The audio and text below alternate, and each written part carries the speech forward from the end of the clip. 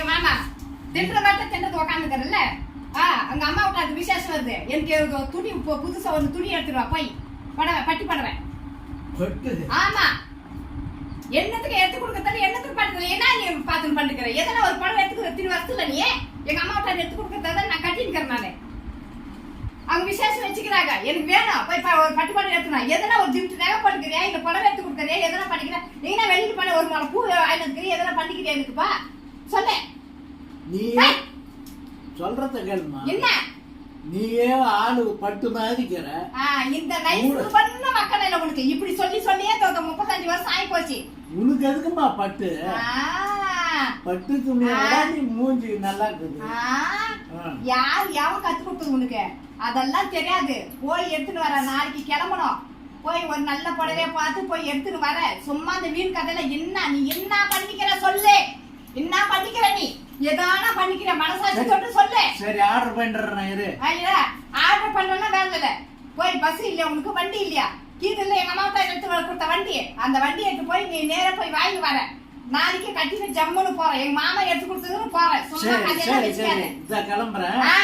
மெட்ராஸ் போறேன் மெட்ராஸ் போயிட்டு ஜெயச்சந்திரன்ல ஒரு பட்டு எடுத்தாக்க 2 பட்டு ஃப்ரீ மொத்தம் 3 படம் கூமுட்டியா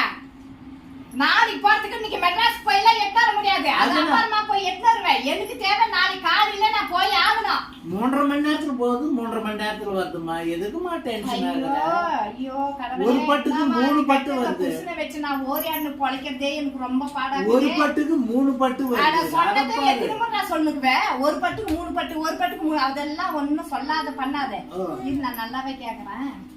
எனக்கு என்ன பண்ணிக்கிறேன் நிதானமா தான் கேக்குறேன் என்ன பண்ணிக்கிறேன் எனக்கு என்ன செஞ்சுக்கிறேன் எதான ஒண்ணு நல்லா பண்ணிக்கிறேன் நல்லா சாப்பாடு இருக்குதா உழப்பு மட்டும் வாங்கினுக்கிறேன் என்ன கொல்லி வேலை வீட்டு வேலை